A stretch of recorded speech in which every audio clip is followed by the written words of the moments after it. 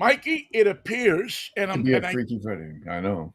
I can't vouch for this, but because I'm not looking at it from the outside, I'm just looking from my little dashboard here. But it appears that we are live and in living color on all of our outlets and inlets. It's Mikey and Vinnie. I like Everybody says the outlets. Nobody says inlets, right? not anymore. No, they The don't. poor inlets, they get nothing. They don't get any love. Isn't that the name? Isn't that the name of the hockey team in Vancouver? The Vancouver Inlets. Yeah, the Vancouver Inlets. I've heard of them. They play. It's the minor league team up there. They have the major league, the Canucks, but then down the road at the Pacific Center, they have the inlets. Keep your eyes open. Look for the inlets. There's a lot of talent on that team heading for the big show. They're headed somewhere. In Canada, who knows where they're headed? They could be going this way, that way, this way. Could be going to Montreal for all we know. So I told you on Wednesday that there were so many things in our show, so many elements of big news that we had to cover, and we did, of course, our usual stellar job. I told you that there was going to be a big story that was going to eclipse all that. Like, you haven't heard anything about the Pope in the hospital today, have you? You haven't heard anything about the bad air in New York today. No, haven't heard much. Haven't heard anything about the San Francisco Giants because how could you and why would you? Well, one of the things that we didn't cover had something to do with the Giants because it stuck in my mind after we got off doing the show that we didn't mention the passing of Roger Craig, which was somebody we both knew. Do not get your dauber down. That's all I'm going to say about Roger Craig. He said it. He meant it. Hum baby was what he was talking about. I feel good was the theme of the day for the Giants. James Brown, ow! I feel good. They played it at all the games. They played it in the commercials. They played it in their marketing. And the crazy crab was the man of the hour. If you could take the punishment, you could be the crazy crab. But think of it, for Hum Baby to be the watchword, the password, the indecipherable marketing statement. What in the world does Hum Baby mean? Well, to a pitcher, it meant probably you're putting it in there. And Roger Craig, first and foremost, was a pitcher and a proponent of this the split finger fastball. That's what I was going to say. Yeah, that's why we're together, pal. I just did this, and Vinnie knew that I had this. That I was going to throw the split finger. Well, two fingers, the split finger, right? It's an interesting ball that you grip like you throw it like a fastball, but you grip it differently, and it comes out doing different things. It has movement to it. If you can throw the ball 90 miles an hour. It doesn't just go forward. It goes forward in this way and that way, and a little drop and maybe fall off the table.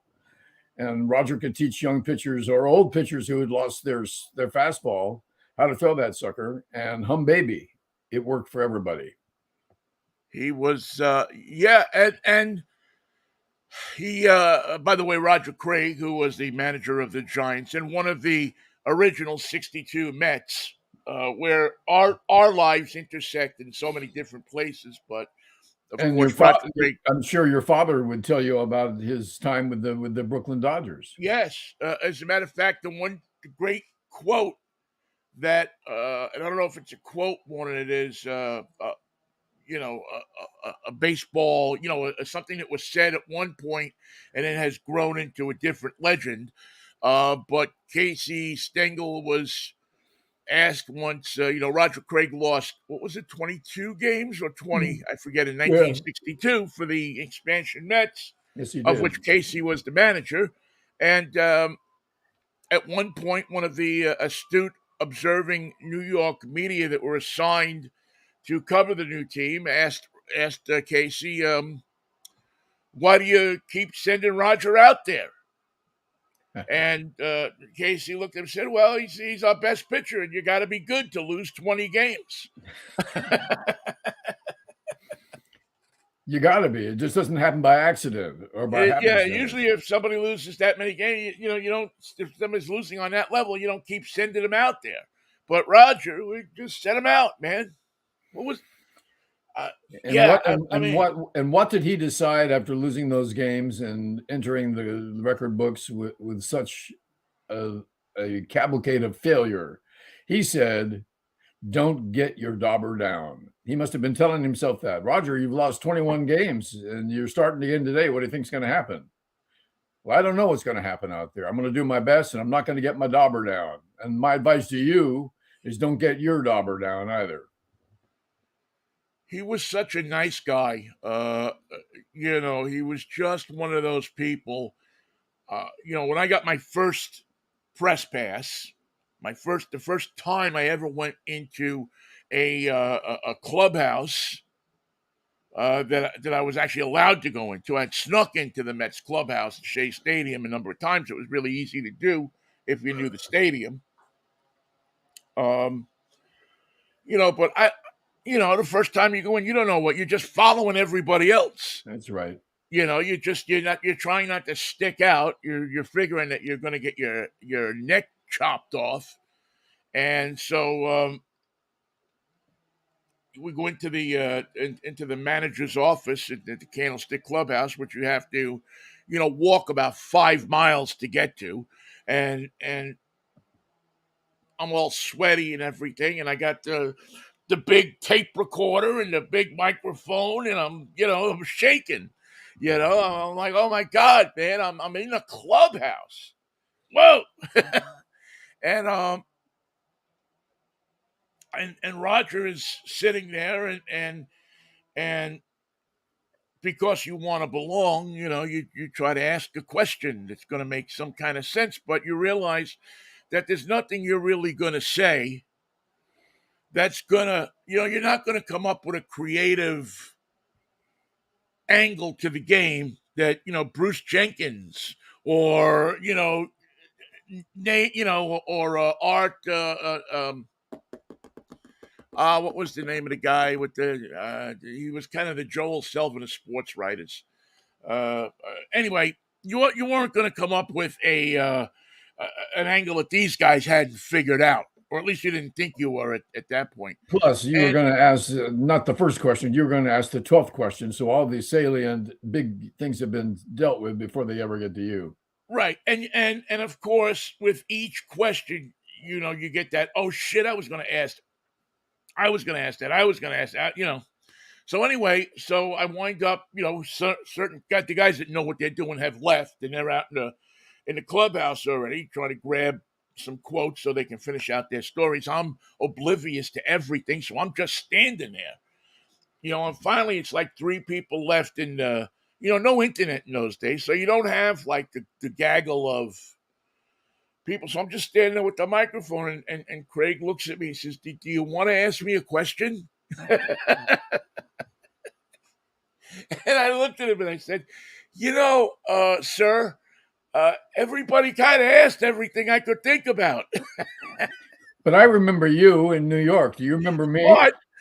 But just for the heck of it, my name is New York Vinnie, and I saw you pitch at the Polo Grounds and yada yada yada, and he said, okay, well, nice. Then the next time he remembered me, came over to me, started talking to me. Ah. Because the post game thing isn't the place to have the conversations. That's No, that's you business. find out later that's either you get to the clubhouse early or you. But I didn't know all of that in those. I was just they don't give you an instruction book. They give you your pass and they give you a card. At those days, they gave you like a little thin card of what you can do and what you can't do. And I think the top thing was no autographs. Well, the first thing he noticed was that you were nervous, but he also knew that he could tell right away you were a baseball fan and you had seen, and you took him back with those few words to Shea Stadium or the Polo Grounds, wherever the case may be. Polo Grounds, yeah. Because who can forget playing for the Mets when they opened up a brand new franchise in New York? It was yeah, he once was in a just a lifetime thing. kind guy. I mean, he just and I always and I appreciate that because I was crapping in my pants, man. I was, it's the first time I'm down there, and I'm you know, it's the first game I've watched from a press box again that I hadn't snuck into, Right. and I'm totally blown away at the free food, and and and I'm sitting there with And at Art one Spander and is the guy I was trying to think Art of. Spender, there you go. Art Spander. I'm sitting there with those guys, Glenn Dickey and Art Spander, and all of these, all of these guys in the front row there, and I'm just kind of sitting back in that second row where you can hardly see the game in Candlestick, and just I'm in awe. I'm in total awe of everything, and Roger was more than a gentleman. He could have been a real idiot and just said, get the hell out of here, and he wasn't. He was a kind, and I'll never forget what, that it almost felt like the next time I went back and the next few times I went back, not that I had a friend, but that it was easier for me to go and I could ask him questions, not just about the game, but about the procedures of what was going on. So he also really helped me understand baseball to another level that I hadn't really thought about before. So I'll always be eternally grateful to him for that. And it wasn't just me. I mean, I've read over the last few days some of the stuff on Facebook from guys like Joe Salvador down in San Francisco, and a few of the other guys that were, um, Beat reporters. stringers, Yeah. and all of them, said that he treated them with respect and with appreciation, and all of that kind of stuff, all of that great. He just wasn't. He wasn't an idiot to people. He was a nice guy to people. I wonder, the question I would ask is, how does your arm feel today? You pitch so much with that arm. What's it like when you get up in the morning? Does that arm feel like you threw 4,870 million innings? Does it come along for everything you want to do? Or does the arm say, you used me a lot when you were a player? Do you mind if I take the day off? Can you Yeah, do something with the other arm for once? Can you write your lineup? Can you eat your sandwich? Can you drive the car with that other arm? Because I'm exhausted over yeah. here. You just put me in a sling and not even move a muscle. So goodbye, Roger Craig. I would like to know why you wore number 38 with the Giants. You could have had your old pitching number 40. You could have had, well, you were the manager. You could have had any number you wanted. You could have had You number want to accept the 101. retired number, right? I mean, I guess Yeah. they wouldn't have given you Mel Ott's number, or well, he didn't have a number, right? Well, Mel Ott, I think, was number 4 when they finally had numbers, but it's But retired. yeah, Or, but you or couldn't. You probably couldn't have had 24 no, or 44. no. But other than that, open territory, right? But anyway, as a Giants manager, he wore 38. And as a Dodger, he wore 40 for a while, but I think he also changed his number with the Dodgers and did wear 38 on the field for a while. Yeah, I'm trying to remember. I don't remember off the top of my head what he wore with the Mets. Actually, I think the Mets actually were the only ball club in modern times not to wear numbers, so you couldn't tell. How come we don't have numbers? Trust me, it's going to be safer this Yeah, way. yeah, you don't want to wear numbers in this ball club. The pinstripes are enough. Met fans are a little different than the ones you may have had before. And speaking of new baseball thing, did you see that? You see the rookie for the Cincinnati Reds? He's about 6'3", plays third base, hit a 460-foot home run for his first home run in the major leagues. De La Valle or something like that. What a player! My God, he looks I have not he seen looks that. like he No. looks like trouble. He wears number 44. When you said 44, I saw Willie McCovey. Then I saw this new kid who is making quite a name for himself in Cincinnati. Well, Oh, in by the the way, top, he wore 38 with the Mets, and then he wore 40, and then 38 with the Dodgers. He wore 38, and then And I remember this now that I see he changed his number to 13 when he uh, lost. in the middle of the season, if I'm not mistaken. And then yeah, he went to 13, and then wore 41 with the Cubs, 37, 28, 35, and 43 uh, in his career. In his trip around the National and American leagues. Well, I guess we don't have to tell everyone that Donald Trump's been indicted. It's the other shoe falling that made me sick this morning to my stomach. And I had a nice breakfast, so I didn't want to be sick to my stomach. But it marks the return of the judge with the Jesus freak 1,000-yard stare, Yeah. Judge Eileen Cannon, whose every ruling has been turned down by an appeals court, whose ability to understand what we are going to have to loosely refer to as the law seems to be different from the way it's written. Her interpretation of what's right and what's wrong in her courtroom led her to appoint a special master to look at the classified material that he was not cleared to read to determine if it was classified. That was appealed and turned down, as was every other element of her judgment on Donald Trump's refusal to honor the search warrant that the FBI served on his Mar-a-Lago estate, and which, by the way, provided him with a lot of the evidence that they're now using against him in the upcoming trial that he allegedly committed. Well, the great thing about Donald Trump is, as you well know, is that he has a great ability. Matter of fact, better than most people I've ever seen in any kind of criminal situation, to continually incriminate himself. He makes he makes the prosecutor's work somewhat easy. I can do whatever I want with that stuff. I can do what I want with it.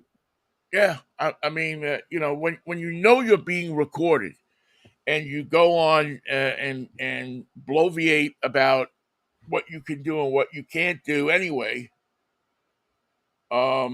it certainly, I mean, it shows a certain arrogance and either a certain arrogance or a certain stupidity. And I'll never say that the guy is stupid. I would say that he's not very bright. He's hostile. He's angry. He's evil. He's dangerous, but he's not smart. Yeah, yeah, I know what you mean, but he does have a certain ability, a smartness, a to understand what the what his followers, what they drink up, what they soak up, what they how he can pander to them better than many politicians. The funny thing about Trump now is that his cult believes that Joe Biden is doing this like a marionette. Well, but the funny thing apart is, if you look at Judge Eileen Cannon, may her career rot in hell, she's part of the cult. She too believes that Donald Trump was sent here by God to be our leader, to be our Messiah. She too believes that his head's different than your head, and consequently, the laws don't apply to him. His rights are different than your rights. Therefore, the law and the restrictions that regulate the federal government do not apply to him. Right. And the people come up, the people who love Donald Trump come up with these ideas all on their own. One guy suggested that his head was different. Who knows what's going through his head? But Donald Trump's head, you see, is not like your head or my head. It's a different head. There's things going through there that we'll never understand. They attribute such wonderful things to Donald Trump. His ability to understand situations and negotiate and write great books and be an astute businessman. None of the things of which he is. That he evades the law like nobody else. Well, you'd be hard pressed to find someone who does it better or more often. But the two things that haunt me now, Vinnie, are Judge Eileen Cannon and the fact that when the pressure starts to close in on Donald Trump and the trial starts to go through the process in Miami, this is going to take months, that the threat of violence will become part of the daily report. Where's Well, the mob? yeah. Where's the mob today? Where's the mob in Miami? What are they poised to do? What are their goals? Well, they get a report from the mob. Yes, Bob, it's Bob Frickard here, and I'm with the mob. We had dinner last night supplied by the Trump machine. Black Cuban beans to keep the Latinos happy. Machetes to keep the Proud Boys pleased. We're organizing at 11 o'clock when the gavel goes down around noon today. We'll be doing what we call reconnaissance violence until we get a better target. We're doing a little violence here, a little violence there, a bomb, some fires. We have the day planned beautifully throughout Miami. If you're going to the playoff game tonight, it's going to be difficult to get there because the plan is not to let the Denver team in.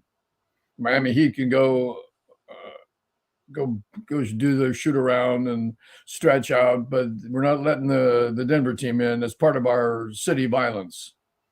How much is Miami going to suffer this? In fact, I wonder if I should go down there and be the stringer that I've always wanted to be, because it would be like the OJ trial, Vinnie. You get there and you think you're covering the biggest story in the world, and then the story won't go away, and you're there forever. Well, I would, to be honest with you, and listen, I love news. I'm a news junkie as much as the next guy, and I would love to be at a place where something is happening. But those people aren't right, man. They're not right. No. He's not right. The people that follow him more and more don't seem to be right.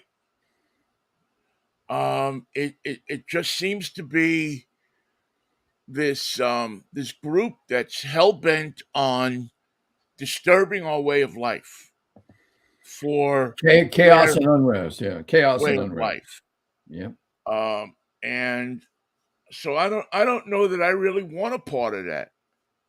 I don't know that I would go down there. I would stay here, stay um, away from it. I'm already finding myself having to shut the TV off and not soaking because CNN has gone so overboard in their coverage of this. Every little speck, and I realize it's a historic event, don't get me wrong, but there comes a point where there's not much more to say because you don't know. So I, you I, I regurgitate it 5,000 different ways. And I what it thought does is their it coverage last night encourages, was weak. yeah, I mean, it encourages people to, the people who aren't of sound mind, it encourages them to get more upset about it, get more, uh, get themselves in more of a place where they're more apt to act out or act something on something that they don't even know is true or not. Yeah, it's I it's mean, I know we have to know the information, but again, I'll go back to what I was talking about Wednesday. You get the stupid question from John Berman. Well, how will we know when the indictment comes down? Well, you, well, you found out, you idiot. You were probably home in bed. how yeah. You were asleep, John. We were going to tell you, but we thought, what's the point? He'll just ask us how we know. Yeah, the people that actually Well, report on the news were out there actually, probably pounding the street. As a matter of fact, it was the tried and true method that we've become accustomed to. accustomed. Excuse me. Uh, Donald Trump announced it. You don't need the Department of Justice doesn't need a press corps, a public relations guy. All they have to do is just send it to Donald Trump, and he'll announce it because he knows that it makes him money. And his legal team is already up in arms, and there's chaos there. They haven't got a defense. But the idea that Donald Trump just thinks about the law in a different way somehow provides his lawyers with this feeling that if this was me, of course, I'd be going to federal prison. But it's Donald Trump, my client, and you don't know this, but he's different. Not everything applies to him. He thinks about the world in a unique and different way. Also, it may be of interest to you that God sent him to be our Messiah. Don't know if you heard about that, but it happened. Yeah, I think you've actually mentioned that. And consequently, he's above suspicion, let alone above being brought to bear in court under the eyes of Lady Justice, who's blindfolded because she can't look at his orange face any longer, and only wants this trial to be fair, uncontroversial, clean as far as the law is concerned. And I'll bet you that we're going to have trouble with Eileen Cannon. And then we're going to have trouble with the mob in Miami. Listen, this is all going to be. Pence wasn't entirely wrong the other night when he said that I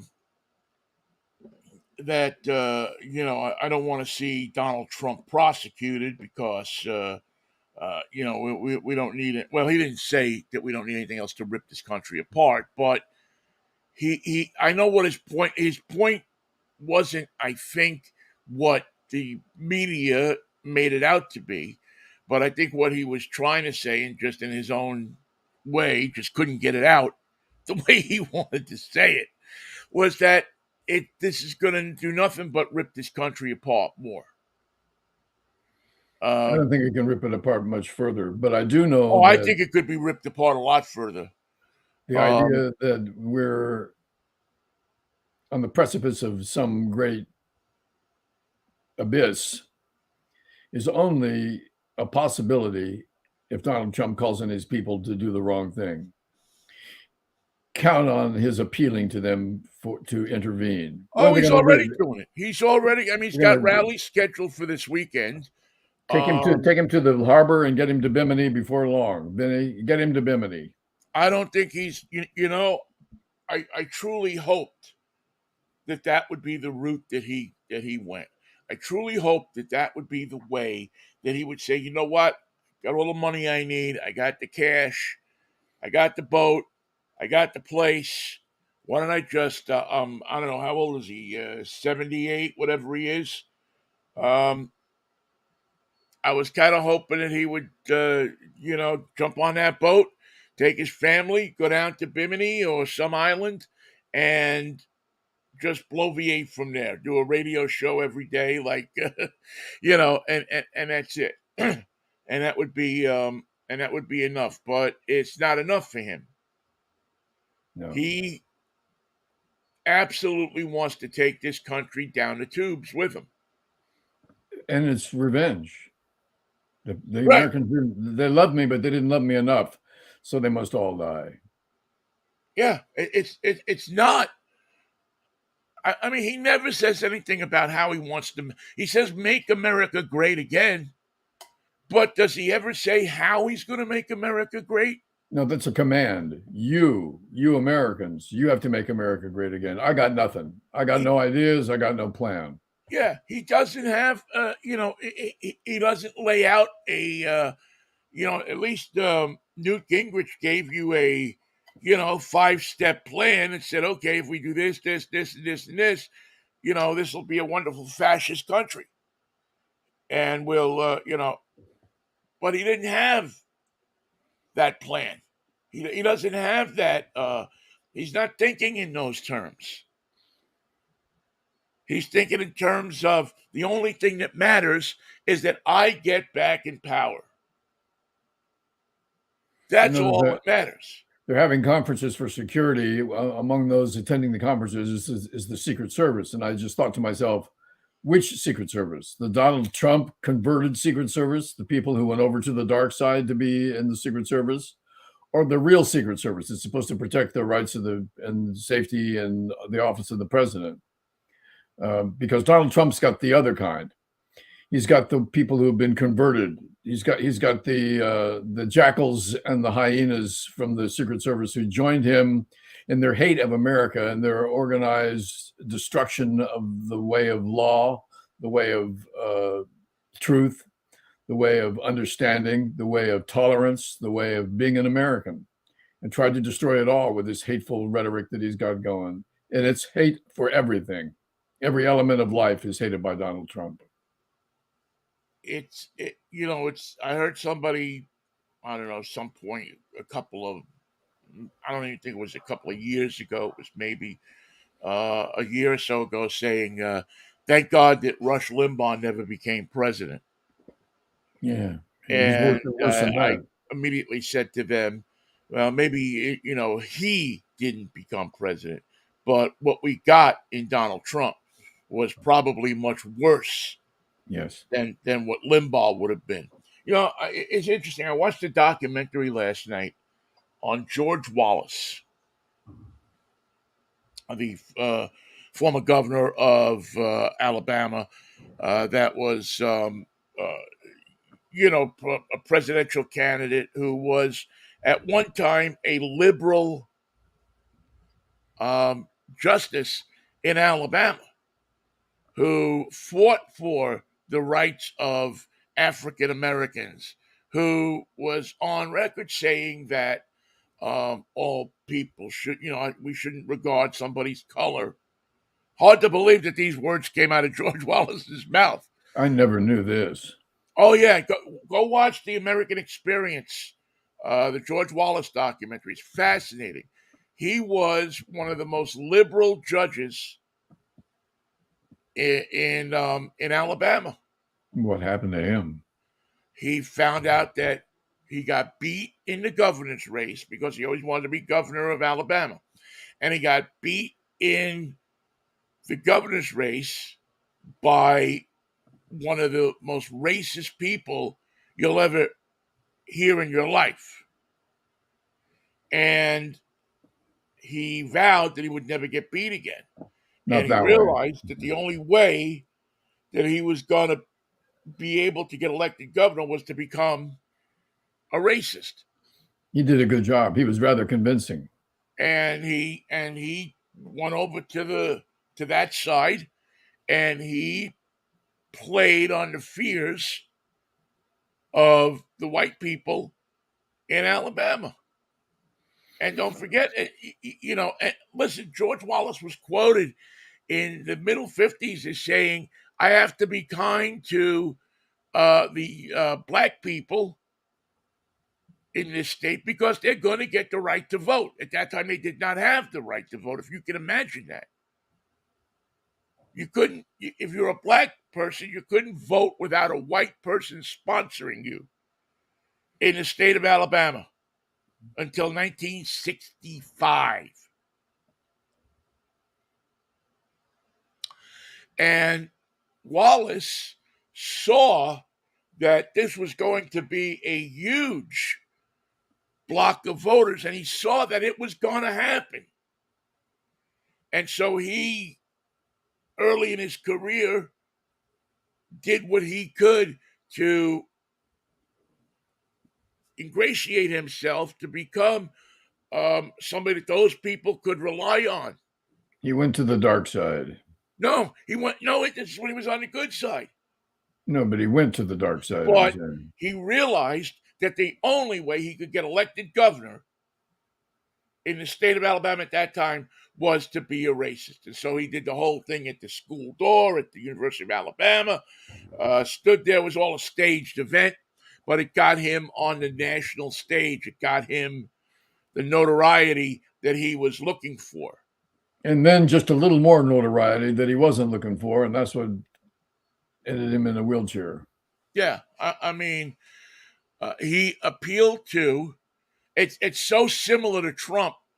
I mean, it's almost scary when you watch it how you can draw so many different parallels, because he realized what was selling not just in the South, but he realized the fears of many people in America at the time, that the black people were going to take over, and they were going to come for their jobs and come for their their women and everything. Is it possible that some black people can replace the white people? Did they ever just consider that the replacement theory that's so big right now? You don't have to do anything that the white person wouldn't have done, or you don't have to start talking like a white person or living in a white person's place. Just take over for them. Just replace them in some way, and we'd be very thankful if you could get that going today. Well, there's a lot of just believe you me. There's more people that think that than you'd like to believe. About 30%. No, I think it's more than 30%. I think it's 30% that you know about. It's 30% that are open enough to say it. And that's another side of Donald Trump that we have to accept, whether we hate, whether we love it or not, whether we can admit it or not. And that is, he played to the fears, the hatreds, he played to the American experience. And he told them ahead of time that he could shoot somebody on Fifth Avenue and they wouldn't care. Nobody believed him, but nobody corrected him either. And now we're at the part where there's bodies on Fifth Avenue. And we have to decide whether we care or not. And this goes for Judge Eileen Cannon, too. She went to law school. She got appointed a judge by Donald Trump. Can she remember anything she learned along the way? Because there's some doubt about that. Can she stand up against the Jack Smith withering prosecution? Is she going to pretend to be on Donald Trump's side through this whole thing? Don't worry, Donald Trump. I've got you. And I'm the judge here in this case. I got you covered. Well, it's a conundrum for somebody because if you take her off the case, you're admitting that she's incompetent as a federal judge. I think that became seems to be. It's in question. There's some question there. But if you're going to do that, then why should she handle anybody's case? Then she's not qualified to be a federal judge, and then you have to impeach her. And I don't know how you do that unless you can come up with criminal charges against her. I don't know how you would turn around and say you shouldn't handle this. Everything that she ruled in the collection of evidence by the FBI at Mar-a-Lago was overturned. Right. Everything she's laid her hand to in this case has been overturned, and not once, but twice, 3 times. The fact that she's back and can't have gotten much smarter in the ensuing months. Yeah, you don't think she went to smart school, huh? I do not think she's attracted to smart school. I don't think she wants to be smart. I think she's got that 1,000-yard stare of the Jesus freak. She's a true believer that's comfortable in her cult status. And she's going to prove to Donald Trump that she loves him like she always said she did. She's loyal to his actions and his decisions and his declarations. She's there to protect him on behalf of the rule of law and to prove that one man is above all those laws. Think how many laws there are. There's a lot of them. And I'm not even counting all the municipal ordinances, all the major laws. Right. Donald Trump has no regard for any of them. And this is what the judge endorses, someone who has no regard for the law. One of the things that I wonder about, and we don't know this yet, she's going to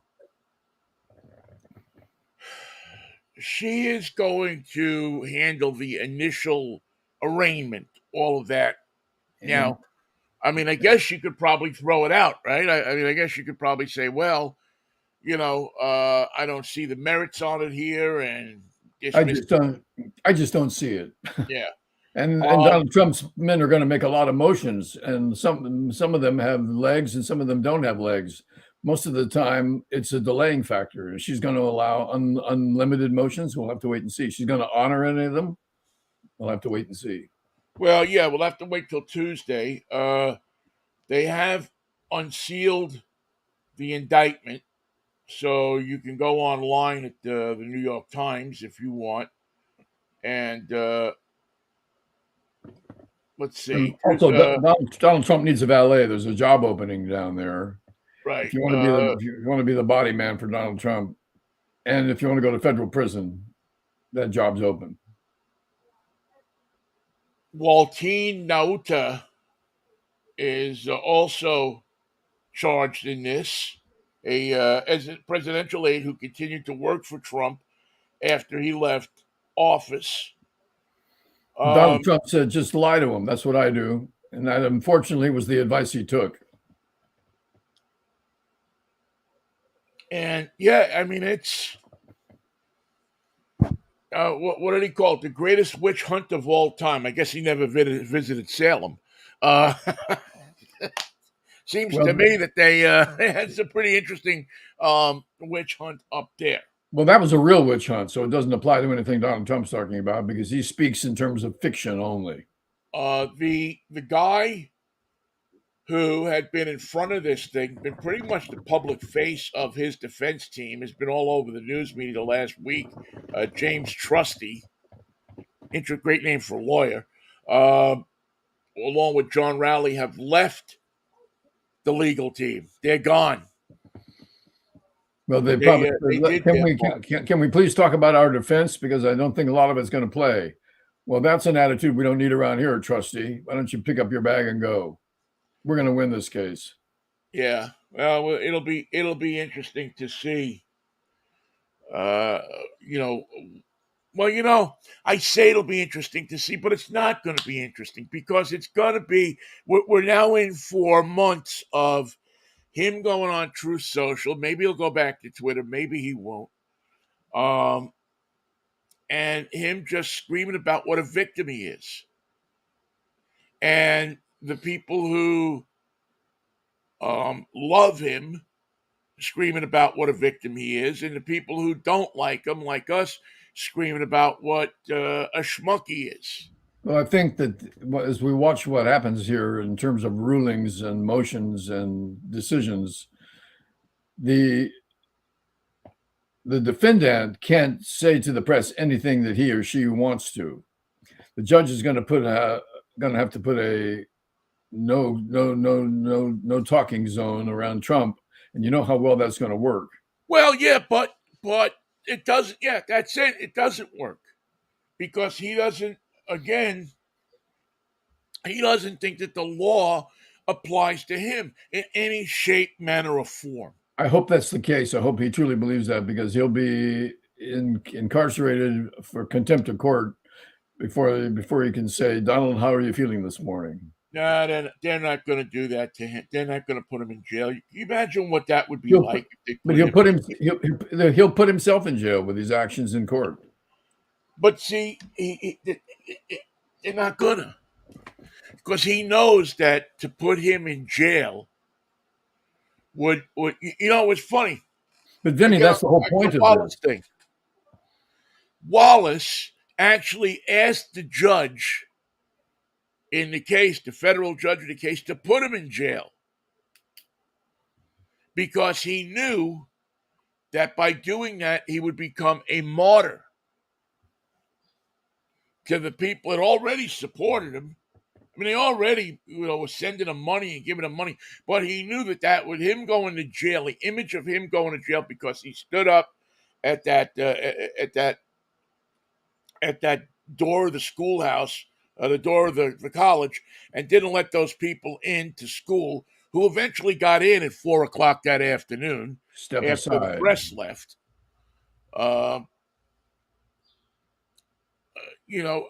Because it's for these people that love this kind of stuff, the haters. This is what they want to see because to them, it's people defying the government. He's a hero because he defies the government, because he doesn't do what the judges and this person and that person tells him to do. He's an independent man. He does what he wants to do. We'll see. We'll see how far that goes in front of a federal judge.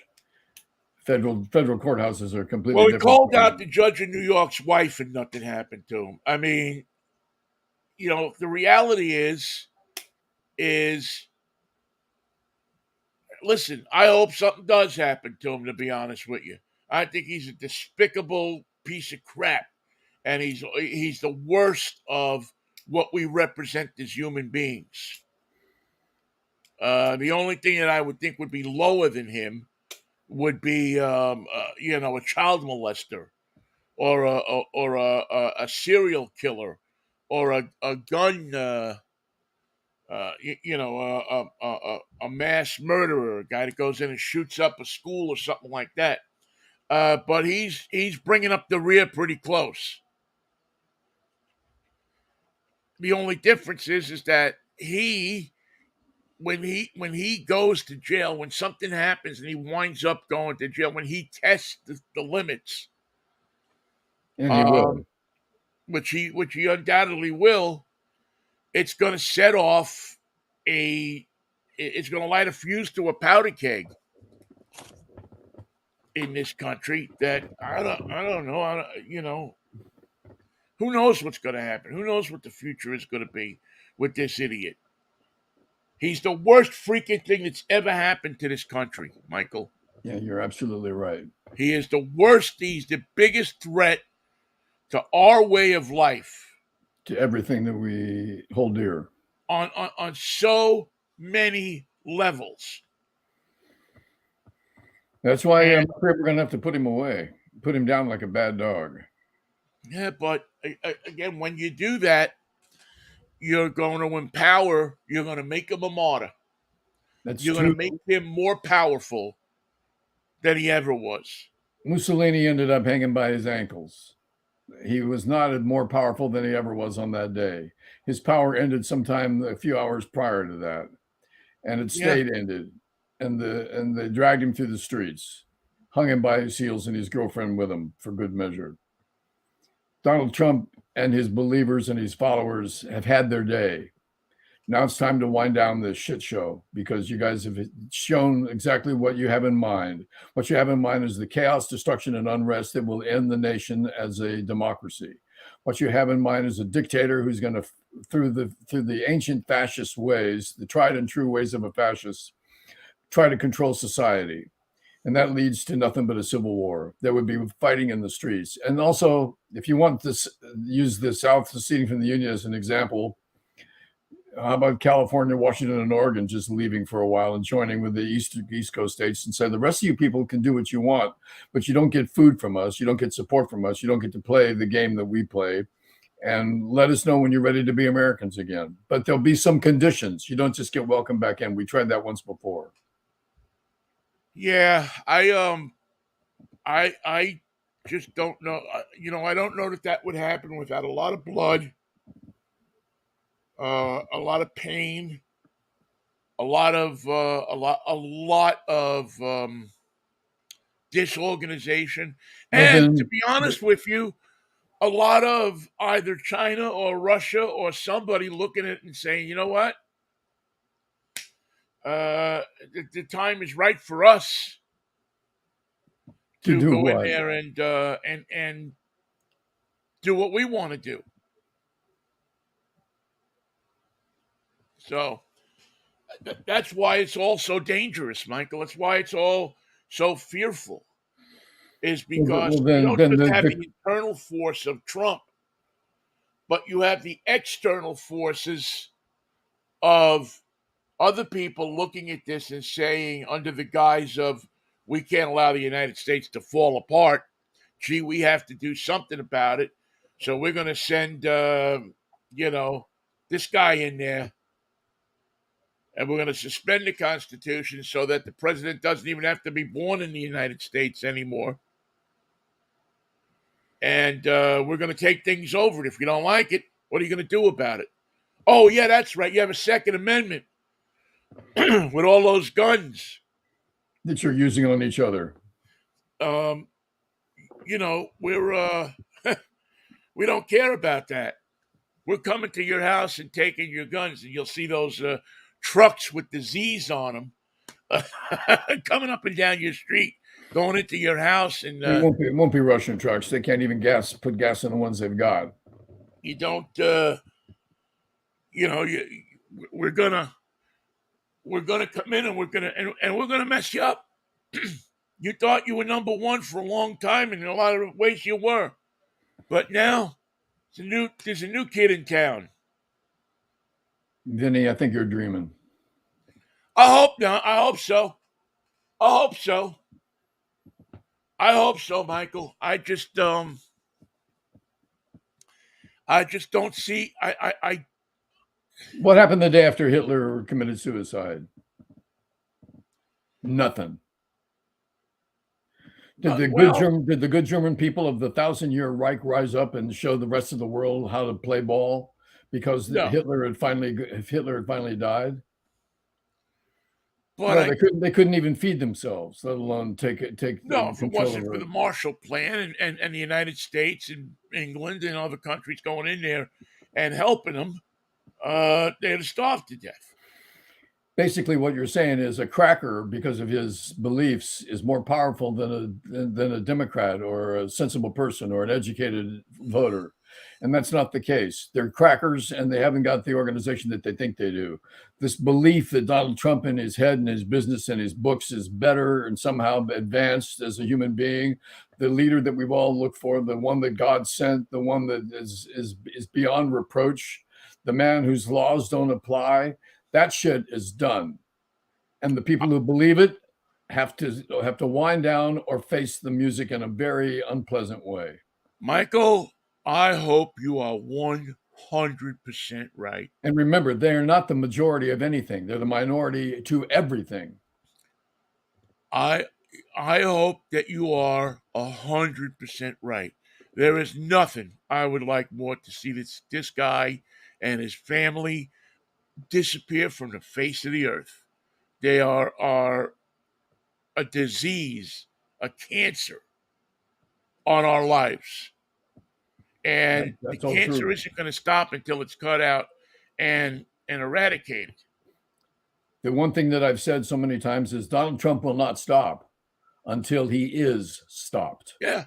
Now But we're in motion to stop him from doing anything ever again. No politics, no speeches, no nonsense. Donald Trump is going to be off the map for a while, and he's adding to his own legal exposure every time he opens his mouth. He adds to it. He doesn't clarify anything. They just you record what he says and use it against him in court. And he's been warned not to do it. He still does it. He's been advised not to do it. He still does it. He can't. He's not going to have any lawyers by the time this goes. He'll be working with a public defender before the January 6th indictment comes down, yeah, and where does he get all of this money? That's the comes thing through the I wonder. transfer. I mean, he's constantly changing lawyers, He asked for and it last night. I can't believe that he pays them after he fires them. He I doesn't mean, he pay them. doesn't do that with contractors. Why would he do it with his lawyers? Exactly. You know what he thinks of his lawyers? He thinks they're suckers for working for him. I'm not paying that guy. He thinks I'm paying him, but he's a sucker. Yeah, I mean, what lawyer of his that he has had over the past 8 years, 10 years, has wound up being successful? Or what legal ploy has he ever brought to a court that's worked for him, that's gotten him a dismissal or a acquittal? None of them ever end that way. It's just appeal after appeal after appeal after he gets convicted. Ask E. Jean Carroll if she's gotten her $3 million. No, and she probably never will. She'll probably never see that money. And they asked for 10 million, if you remember, a couple of weeks ago. So that's in the courts too. Right, right. That'll be. I'm pretty sure that they're never gonna. I'm pretty sure that they're never gonna. That she's never gonna see that money. Um, because he just doesn't think he needs to pay his debts. He doesn't think he needs to pay lawyers, or they think just by being associated with him, um, that they should be thankful that he picked them to appear on television. I'll make you famous. I'll put you in every jukebox in Brooklyn. It'll look great on your resume. Yeah, yeah. I got a bunch of stuff that looks great on my resume. Um, anyway, it's going to play out starting Tuesday morning in Miami. At least the weather will be nice, right? You could get a little humid. Hurricane season's coming. Yeah, it One is. It is thing, kind of getting to be that time of year, isn't it? If Donald Trump says, I want crowds outside the courtroom tomorrow and there's violence, who's responsible for that? As a result of his direct comment, he is. Yeah, but and that's what's going to happen. So what I mean, he's got these rallies this weekend. What happens if stuff gets out of hand at these rallies? But how do you tell him? I mean, can you say to him, "Don't have the rallies"? Can you tell? You know, how do you prevent it from getting out of hand? You can't talk sense into him. You can't get him to stand up there and say, let's all just calm down. Let's see You, what happens Tuesday morning, and you then know we'll who's going to be the voice? The voice of reason is going to turn out to be Chris Christie of all things, because he's the only one telling the truth right it, now. It's not going it's to win. It's not going to win him anything, but it's going to be a very. He's got a position now. that's that's I mean, you think about how crazy the world is. Chris Christie is the voice of reason. Oh, and I mean, I wanted to say, hang Mike Pence before the show's over. By the way, I hadn't said that today. think Everybody's about saying it. how ridiculous that concept is. That Chris Christie is the voice of reason. I like it, and he's got the Jersey delivery. He's got timing. He's got comedic value to his speech making. And although I would never vote for him, and there's many aspects to his personality that I find troublesome, the fact is he's a Jersey kid. He knows crap when he sees it. He knows nonsense when he sees it. He knows the 3-card Monte game. He knows what this bait and switch is all about. He was the first person, the first establishment Republican to endorse Trump. I'm with you, buddy. I'm with you. He was the first guy. He was the first establishment, if not for Chris Christie. Again, we talk about the documentary about Wallace. Well, Wallace in his later days begged forgiveness for No. what he had done from the black community. Denied. Begged forgiveness from the very communities that he had harmed. And if they didn't give him forgiveness, or he's going to let the cops and the dogs loose. he didn't have that power anymore. He didn't have that. He had nothing. That's what happens. Tell Donald Trump that's what happens when you're out of office. You've got nothing. No power. You may have influence, but you don't have any power. Well, Trump has one thing that Wallace probably didn't have, and I don't remember. He has money, and he has influence. Wallace was never the leader of the Democratic Party. Right. Donald Trump is the leader of the Republican Party. That's how they may have put him in that position, and they may now trying to be figuring out a way to get him out of that position, but not enough of them yet been said. This guy is wrong. He's got to go. He's got to go. You don't have, as a matter of fact, you have a bunch of his followers, his acolytes, his representatives, his proxies, like in positions now, Judge Eileen Cannon, in Congress and in different positions that assist him. That, I mean, even what's his name? The idiot clown from Florida came out and said, "Well, this is not right. This is I mean, DeSantis should be the first guy that would be jumping on him." No, but DeSantis' campaign is "I'm hateful too," or "I can be hateful." Knows that he can't alienate the 25 or 30 or 20 or whatever percent it is of Republican voters, and you can't convert them either. Still look at Trump as a hero. That he's got to win them over if he has a shot at getting the nomination. He's the Messiah, Vinnie, and I want you to know who sent him. Who's the Messiah? Donald Trump. There's a little company called Messiah. Messiah are us. It's in Poughkeepsie. Yeah, he's and for a price, they'll start telling the people in your neighborhood that you're the chosen one. yeah. It kind of makes you really really wonder if there is. I mean, it's moments like this that make you scratch your head and wonder: is maybe there is no God, no higher power, no force out there that would allow these things to happen? Well, what about the idea that you don't have one idea of one shred of one element of any of the evidence that allowed the grand jury in Florida to say, yes, indict this man? Doesn't matter to people anymore, does it? Wait till we get to court. That's what matters in court, Vinny. Do you have a case? Right.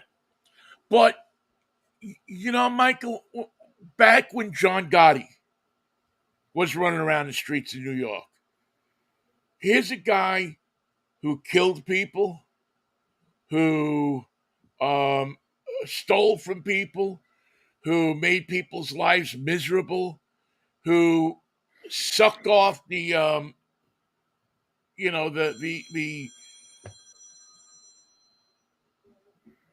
I don't know, sucked off the breast of the public for all he could. All the money that was tied to the statues on on Christopher Street during the parade, he took that off the statue and kept it himself.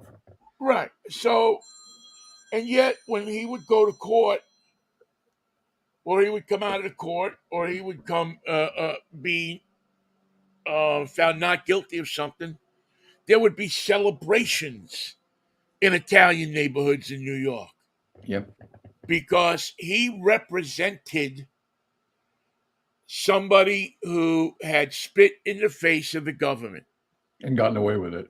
and gotten away with it for a number of times until he didn't get away with it anymore, until they finally changed the deal up all But on did they ever? technicality.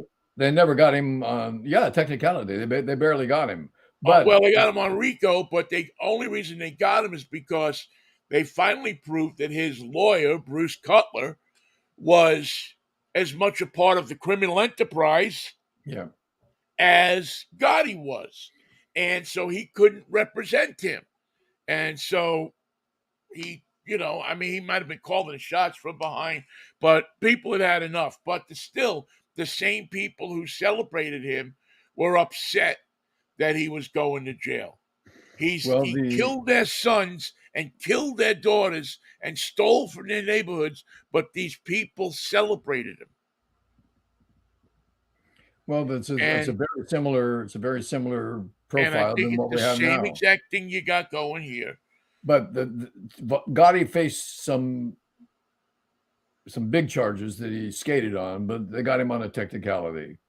Trump faces charges that will send a general or a member of the defense team at the Pentagon to jail for 30 years.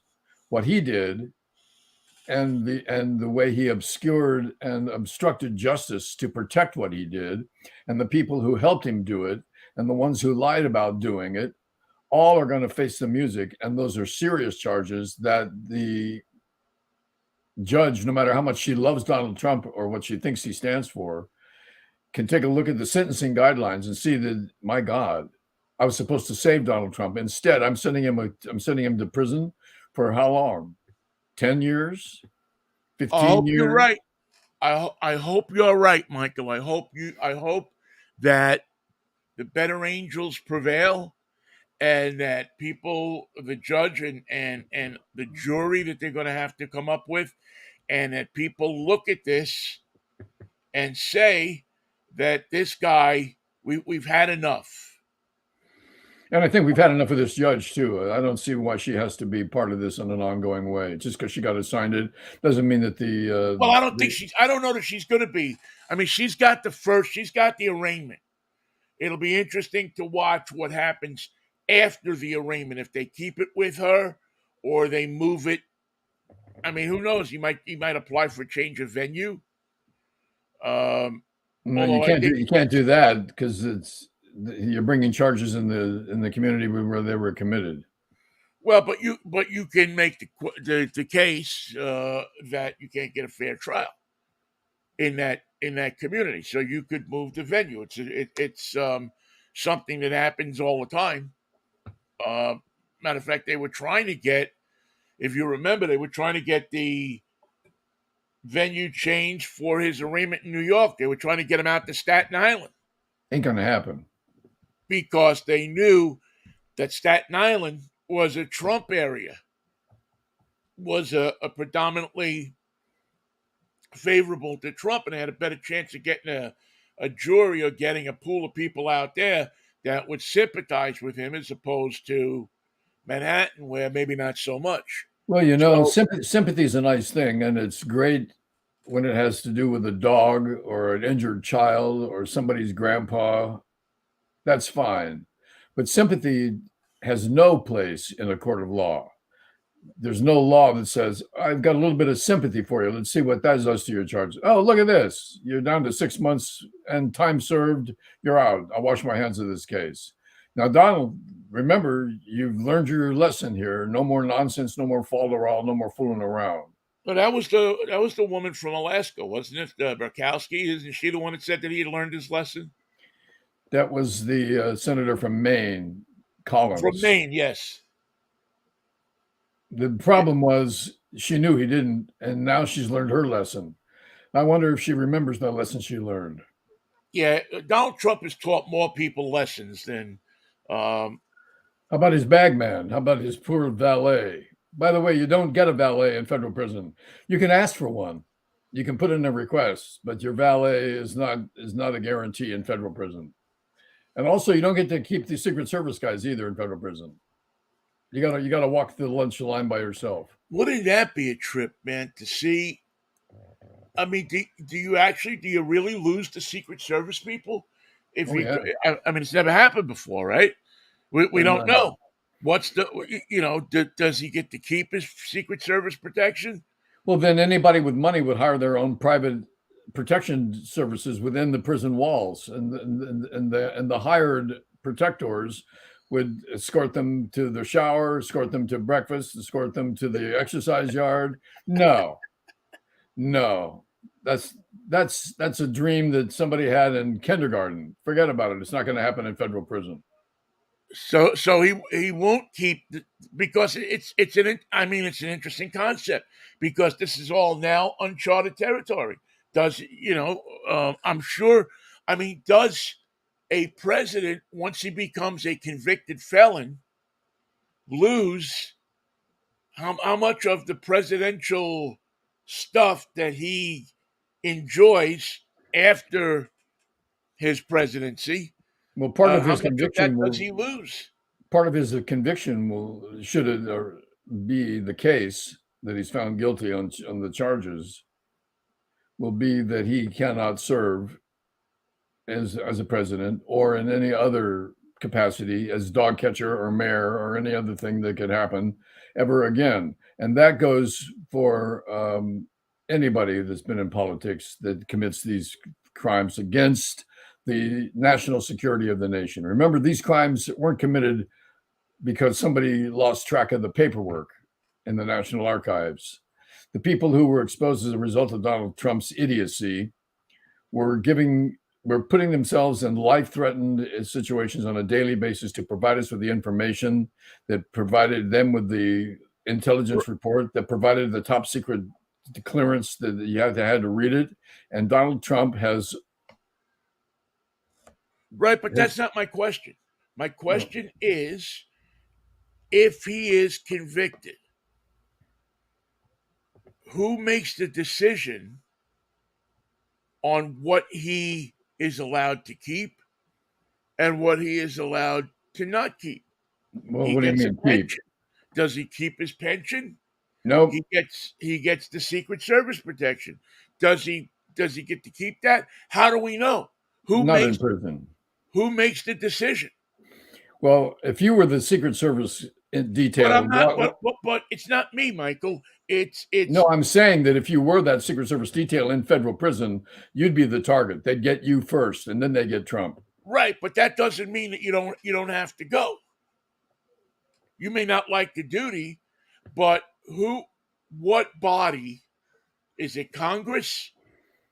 Because the argument there will be, well, that's the judicial, that's the legislative branch, and we ought to get Tommy Tuberville on because I'm sure he could explain this all to us. I want Tommy Tuberville to tell me what protection men who cannot carry a weapon can provide in prison, walking Donald Trump to the shower and to lunch. Will They we can't. arm? They can't be armed. Yeah, will we arm now all the prisoners because they have Second Amendment? So I mean, it's a fascinating thing to me. It is who makes that decision. This has never happened before. So if he is convicted, what does he keep? What does he lose?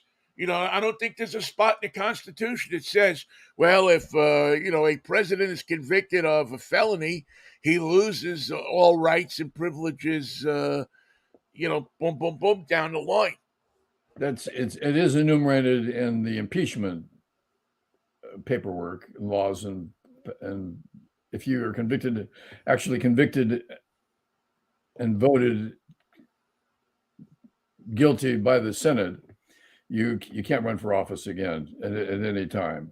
But I'm not even talking about running for office, Michael. I'm just talking about the things that an ex-president enjoys. They all go. The privileges. All of them go. Yeah. Crimes against the state. Crimes against the intelligence. Crimes against the well-being of the nation. Crimes. But high crimes. Yeah, it's fat. I'm gonna do a little research on it because I'd like to see where, who made that determination. Because one thing I found out in reading about this is that even if he were in jail, he could still run for president. There's no law that says that somebody who is incarcerated cannot run for president. There's no federal law, state law, or any law that says that somebody who is in prison, matter of fact, in some states you probably couldn't vote for yourself because you lose your right to vote, right? I think you lose your right to vote if you're convicted of a felony in some states. Right. So would Trump be able to, but as it stands right now, from what I've read, I believe it was in the New York Times, that he still could run for president. He wouldn't, even if he was convicted and put in jail. That right now, as it stands right now, there's no law that says that he can't run for president and win. I'd like to see him run for president, not this time, but next time too. Just to keep it interesting. I don't want to see this guy. Give the red hat people in the red hot states another chance to vote for him, and to waste their future, and to waste their position in the United States as true citizens. They're forfeiting the intelligence that is required to be able to enter a voting booth and make an intelligent choice. They've forfeited that by the choices they've made, and Donald Trump will forfeit his freedoms and his privileges as a result of these convictions. Well, he's not convicted yet. Got a long way to go before convictions. Well, what stands between him and conviction is a judge that doesn't know the law and a legal team that is now half of what it was yesterday. And well, they've hired replacement lawyers, it looks like. I mean, I think they want to, what is it? Sweet William. Yeah, well, yeah, the personal injury lawyers that advertise there. There's a couple of guys in Pittsburgh. Oh man, what the heck Bixby and Bixby. I'm Bob Bixby. I'm Jimmy Edgar Bixby. Snyder. That's who Donald Trump needs. Edgar Snyder. Edgar Snyder could get him out of this jail. I think Edgar's on the team now. Edgar Snyder has just been named to the to the Trump team. I was in an accident and the insurance company wasn't fair, so I called Biff Jiggerman, and Biff Jiggerman was busy with the Donald Trump trial, but he said, I can get you you're going to skate on this. Trust me, the thing's going to be beautiful. Yeah, so you can hang on for a couple of months because I'll be busy here with Mr. Trump. But once I'm done with him, I'll be back in PI court. Once I'm done with him, I have to do a little time. 6 months should do it, and then I'll give you a call. I'll be happy to take your case. By the way, we require $1,000 deposit from Oh, Michael. It's crazy. So, anything exciting happening this weekend besides this? I mean, the last thing I want to do. I'm actually considering driving to Canada this weekend. Go sit No, up at don't. White Rock. It's burning down. Don't go there. Well, yeah, but it's it's burning. Canada looks better than the United States does at the moment. I remember when the fire season changed, I was living in Wenatchee, and the summer fires would burn and get the smoke all the way to Seattle. The worst part of it was what they call biomass. That means, yes, the trees are burning, yes, the shrubs are burning, but the outhouses are burning, and the outbuildings are burning, and the barns are burning, and the cars are burning, and the lines are burning, and the insulation is burning. And the combination is so deadly. It's just fascinating that the good people of New York made it through the tough times. It's starting to clear up there, I think. They still have bad skies, they still have pollution in the air, but the pollution of a couple of days ago was apocryphal, I saw a picture of hell-like. City Field Yeah. last night. That was it looked like Mars. Mhm. It looked, you know. I mean, does anybody look at these pictures and go, "We're in trouble. We got to do something. We can't. I mean, whatever this is going into our lungs." Because here's why I'm voting for Donald Trump. He can fix that. He can stop the fires. He can clean the air.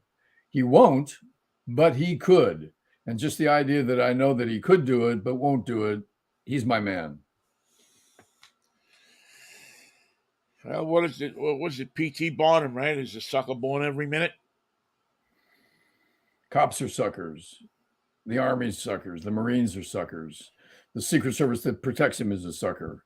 All the people who went to prison instead of fighting their appeal, they're suckers. And Donald Trump is going to meet them all, not on his ground, but on their ground. He's going to And I show that can't he's wait. better than us. He looks a little silly in an orange jumpsuit, but it's fetching on some guys. It just looks, Well, it's a I way think that that if he, I'm sure if I go on the internet and search Donald Donald Trump Trump orange jumpsuit. jumpsuit, that I'm going to come up with a picture. Yeah, Uh, I'm certain of it too. yeah, I mean, I just got to see if because Also, do they Donald make you Trump. shave your head when you go in to make sure you're not carrying any bugs? Does he have to surrender his pompadour and his wavy I comb don't over? know if would he have to do like a marine? Buzz cut? Yeah. Oh, I mean, that thing is. Oh yeah. Oh Oh yeah, yeah. Yeah, there are there they are. about 49,900,000 results for Donald Trump orange jumpsuit photo. And I want it to be international orange, not just some flat half-ass orange. I want it to be a true orange. The Red Bubble has orange jumpsuit Trump stickers for sale. Uh, you get a Donald Trump orange prison jumpsuit cardboard cutout. That's better than having to go yourself, I will say. How much is one of those? $53.99. Plus shipping and handling. Yeah, it takes about 5 business days to produce, and you can order it from life-size custom cutouts. And it's let me see if I could quickly save image to downloads. Let's see if I can figure out a way to get this up. Present. Let's see. Video file, extra camera slides, share screen, sharing. Okay, share screen, and And voila. no, Chrome tab. No, select a tab to share. Now Nah, I can't. Somehow I can't seem to make it work. I don't know Well, how I. Oh, I know what feature I'm. feature in your imagination, and remember the sleeves can be short sleeves for hot summer prisons, and long sleeves for cold winter prisons. But orange always.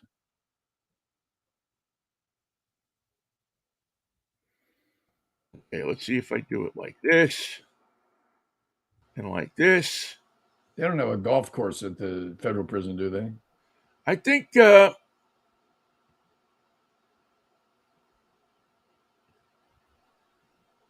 you see that? I can. Short. He went for the short sleeve look because it's summer in Miami, and of course it's a little hot, a little muggy. And there are barracuda in the University of Miami student lake. That's a beautiful one. Look at that, man. Tell me that that's I'm not sure he can wear the black shoes. I think he's going to have to go down to a running shoe. yeah. The running shoe or sneaker. Maybe if he was stylish, if he had any sense of style at all, he would go for a pair of orange and blue um, skips like I have. Yeah, he's going to be wearing slippers. That's for sure. Everybody wears slippers. By the way, if you could add 80 pounds to that picture, we'd be a little closer to the Yeah, Donald Trump we yeah, all yeah. I love. think And you'd have to. Yeah, I think you'd have to probably.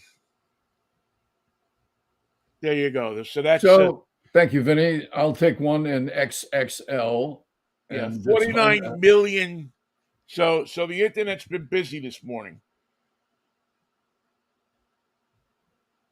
I'm fascinated that we've never relied on the news more than we do now. You can listen to Fox News and never hear a word about this. Donald Trump is fine. Donald Trump's running for president. Donald Trump is in good spirits today. And that's all. That's all we have from Donald Trump headquarters. But what about the indictment? We're not talking about that. What about his legal team? No, not talking about that. What about the judge that he influenced? Nope, nope, not talking about that. What about his valet? His valet, what a murdering swine. That guy should go to prison and never be seen, see the light of day again. When Donald Trump was looking the other way, this guy was stealing secret documents and putting him in his shoe shine kit. There's no prison hellhole deep enough that he doesn't deserve the righteousness of the American people. That's somebody that should go to prison. What about Donald Trump? His head's different than yours. That's why we can't put him in prison. He thinks differently than you do. He thinks differently than the prison. It's not a good fit. No, we're not doing that. We're not doing prison. It's so ridiculous. Well, we'll see what how it shakes out. Tuesday will be the next. They'll be talking about it. Believe you me, if you want more information on it, you can go to CNN. I'm sure that they will. They trotted out everybody they had yesterday. I'm surprised they didn't bring. CNN had two Republicans defending Donald Trump on their panel last night, and Yeah. it was one very strange and weak panel as a result of it, with the now defamed anchor holding forth in the middle. I was surprised at CNN how lackluster, uninvolved, low energy they were. They looked Who lost. was anchoring that? Was that Chris Suzanne, whatever her name is, the girl with the anchor with the long dark hair from Alabama, oh the one who talked about George Soros, Caitlin? Yeah, Caitlin. Caitlin Collins. Yeah, Caitlin Collins. Yes. The remember George Soros is foreign born George Soros, foreign yeah, born George yeah, Soros. yeah. She's yeah, she's interesting. So without Chris Lick, they still haven't found their way, and CNN was a Well, they're not going to find their way in a day, but it was they sure fired their leader at the right time, right? it looked weak. Yeah. Well, you know what? There's only so much you can regurgitate. Um, But you should have the people who make the case for both sides should be well spoken, educated, informed, and inside. right, but I don't think there's enough people that. I mean, they have. I mean, think about it. They're sitting up there with panels of 6 and 7 people. I mean, and then they're changing them at every spot break. They're moving this way, they're moving this way. I don't know, Michael. I don't. I mean, I'm surprised you and I haven't gotten a call from a CNN producer yet saying, "Come on in and fill in a half hour with somebody." Well, that's the way CNN picks their so-called experts. I liked watching MSNBC because there were two federal prosecutors who have ordered before the Supreme Court explaining to me what was going to be next and what the inside workings of a case like this amount to. Yeah. When you have an expert who's not an expert, that's CNN style, and I'm growing weary of it. Well, I think the whole thing at CNN is going to change. I think that their attempt at becoming CBS News is not working well. CBS News, first of all, was called the Tiffany Network because it was the best. The people, the policies. When I went to work at CBS as a news director at KRQR, they sent me the book that Stanton wrote as an assistant to all the decision making on the 43rd floor of BlackRock. It was a team of news professionals that had a system of beliefs and an operating manual that was enforced. Yeah, that's gone. That doesn't exist anymore. So the idea that CBS is their target can't be right. I think Fox is their target. They want Fox's listeners Well, and I some. think they want. And, Well, I think what they want. I mean, again, I don't know. Just from what I've read and in the trades and so on and so forth, it seems that what they want is to pick up some of the. They want to move. They want to go from being a Trump attack vehicle, which they were, to being something more centrist. The problem is that there's so many alternatives out there now. You know that when you think about breaking news, you don't automatically go to CNN anymore. Used to be if there was something going on, boom, you went right to CNN. But CNN has become so engrossed in the political landscape that school shootings don't make it onto the air right away anymore. the idea that to be fair, they're telling lies on behalf of Donald Trump is not journalism. It's just fooling yourself. Yeah. Well, but it's not journalism. There's none of it. I mean, show me where there is journalistic integrity on any of these, any of the media anymore. I can give you 20 examples of people who really do their job well and do it without uh, any implied or imagined loyalty to the dark side. Maybe in the newspapers. I think, to me, television news and streaming news, which now has to be included, is all about getting clicks and getting people to watch longer. And I don't know. Show me news organizations that aren't somehow, some way biased. And maybe the only ones I can think of that come off like that is I think ABC News does a good job. Uh, Owned by Disney, the father of hate talk on AM radio. yeah, but I think that their ABC News division, I think NBC does a decent job, and CBS is trying. CBS's streaming network. Paramount Plus. No. Their news streaming network, Oh CBS yeah, News gotcha. streaming, which probably is available on Paramount Plus, but their streaming network is much better, I think, than their news itself. Their morning show is a disaster. There's some good people there, but it doesn't come close. I mean, I'm sure it's a distant third. Well, Vinny, the day of happy talk is still here in a lot of ways for news, and they don't always have a handle on how to handle a serious, wide-ranging, generational story that's going to change the way America does business. And it already has changed the way America does business because in the past, criminals like Richard Nixon were given a golf bag, a pat on the back, and a free pass. Right. Well, yeah. I mean, but people consume it. I mean, what is it? I don't know. Of the millennials, more people get their news from TikTok than do from network news. As long as they have the facts right, I'm okay with that. They don't have, but see, that's the problem, Michael. That's the whole. That's the whole conundrum. And Is they don't get their facts right. it's hard because it's not one thing, as you know. It's who, what, where, when, and how. And Right. until you answer all those questions, you can't write your lead. Now, if you can write your lead before you have the facts, then you can play ball with Fox. They've already made up their mind what's going to be happening. They have their coverage already planned.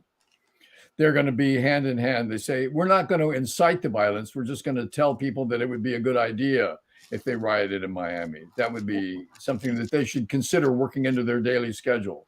Can you help us riot between 1:30 and 2:30? We're going to Yeah, be we want to going to be get at this the on the bridge.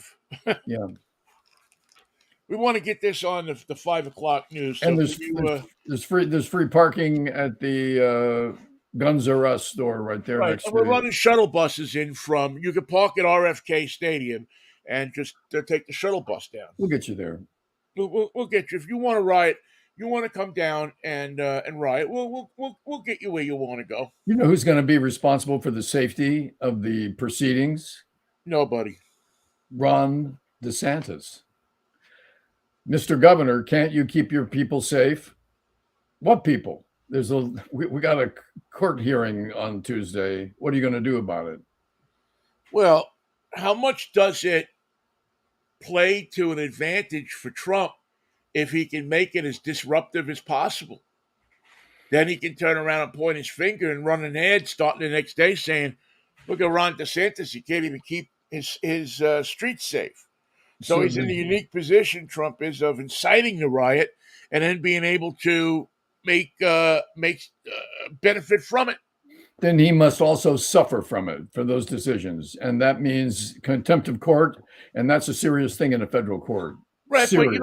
he doesn't have to do it. I mean, all he has to do, he doesn't have to do it. He can have his minions do it. He can do, I mean, you can have your PAC, your whatever it is, run ads, or all you got to do is say, like he said already, show up at the courthouse, be there.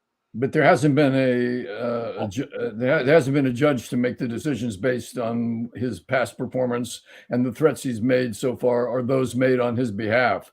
So the judge is going to have to make it very clear, and with only one warning, that that's not how it's going to go. You must make a statement at 1 o'clock today, rescinding that offer of violence. The responsibility of the violence you've already asked for is on you. You're being held in contempt of court until this matter is settled. Bang. That's $5,000 for every minute you hold up this court. Well, I would hope that it wouldn't come to that. I would hope that cooler heads would prevail. But you could see who's got the cooler head. Who's got point to the cool head around here. See, and again, a judge is going to tell Trump, you're gonna make this statement, and he's going to say, "I'm not making any statement." Bang. I mean, he couldn't get his family couldn't get him to go out and make a statement when they were ripping apart the Capitol and crapping on Nancy Pelosi's desk. Then let's hear what Mark Meadows has to say about that in his testimony. He was the right hand man. Mark Meadows is smart. He says nothing. If Mark Meadows is smart right now, he doesn't say anything outside of any depositions or witness statements that he's going to give. He's the guy. He's the key to the whole thing. He's the rat. He's the guy who's gonna have to finger Trump.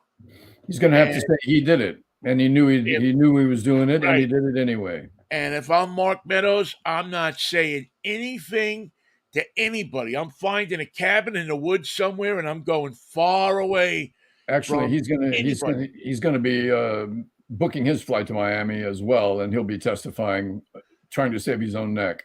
Right. I mean, the thing that astounds me is how many of these people feel a need to go on television or go. It's in the same way that the Jerry Springer show always, or the Maury show always would amaze me. Is how in the world do these people go on and think that there's going to be a good outcome when they're taking paternity tests with Maury? What clicked in your mind and said, well, it would be worth a hotel room to Chicago or to New York to go on TV and tell my sordid story of my cousin nailing my three sisters, and Well, then I got they have witnesses that say Trump showed documents to at least 2 people. So who were those people? Why did he Well, show I them think to that's them? all going to. I mean, I think they don't have witnesses; they have tape recordings. No, they have witnesses. They have witnesses, No, I'm and saying they have tape recordings of him yeah, doing it. So they have more and than witnesses. They have him actually. I mean, that's part of what we started at the beginning of the show. Is he's so brazen that he doesn't care that they're recording him. he can't shut up. He cannot. He Yeah, cannot he remain can't. He silent. never could. He never could shut up. Even when he was a piece of crap snorting coke in Studio 54, he couldn't shut up. Donnie from Queens, could you please shut up? No, I got more things to say. I got a I'll few go things back I to want what to I say. said when he got elected president. We have elected WFAN caller Donnie from Queens as president of the United States. Never a more dangerous element in our political history. Never. We have elected every idiot caller to a sports talk station, and we've had good callers, but you know that there are a ton of. I'll trade. Can we trade Willie Mays for? Let's see. We'll give him Herbie Schwartz and Larry King and the Hobie Carvel Landreth. guy. Hobie Landreth has to go back to the Giants as part of the deal, or we're Right, finished. and we'll go hold that Hobie Landreth too. We'll trade them all for Willie Mays. And they'll be happy to do it. Maybe they'll even throw in $1 million cash I because think you're after all, right. we're in Seattle. And what do they know from baseball up there? All right, Vinny, I'll see you on a morose, manic, molodrous Monday. Oh God, yes. Hopefully, I'll see you on Monday with a Canadian tan, and Because by Monday we'll know what plans are in place for the safety of those participating in the great what are we going to call this trial? The great comeuppance of Donald Trump. Well, somebody's gotten the Scopes already, the Scopes trial done, so we can't use that. By the way, the monkeys are still upset about that. They didn't Yeah, get the trial of the payoff. century. I don't know, man. Still a lot of century to go. A trial of the century. Can you have a trial of the century this early in the century? It has to go better and longer with more effect than the OJ trial, which was the trial of the century. Well, but that was last century. We're in a new century. Too early. Okay, just check it. A trial is all we should call it for now. The trial. No other trial matters. The trial. By the way, read The Trial by Franz Kafka sometime. It's a good introduction into the how the legal system feels to the innocent individuals swept up in the mess. I think what I'm going to read this weekend, Michael, is I'm going to go back and I'm going to find the Jimmy Carter interview in Playboy magazine. And I'm going to read that because remember when we thought that was... They've gone about as far as they can go. They're going about as far as they could go. That was presidential misconduct right there. That was, how could you want this guy who admits that he's had lust in his heart as president? I was just talking. Yes, Jimmy, but you shouldn't have been. You should have been thinking instead. Oh, my God. God bless Jimmy Carter. So say hello to Canada for me if there's anything left up there. I will. I'll say hello and I will catch up with you. I'll see everybody else tomorrow morning for drive time. Tell them to catch stop up with you Monday morning. Tell them to stop sending Molson and to send some common sense if they can spare any. They've used up all the common sense they have. They're waiting for another shipment to come in from the Inuit people? Well, tell them the inlet is right there. If there's an Inuit in the inlet, you must convict. Michael, see you Monday if the lunch bill in the creek don't rise. What a wine. Peace, love, and Manischewitz, baby. Apparently, I got into the Manischewitz. Sorry. What a wine. Take care, Mikey. Thank you all for listening, too. We appreciate it. We'll see you tomorrow morning for drive time at 8 o'clock. Thank you. Bye-bye.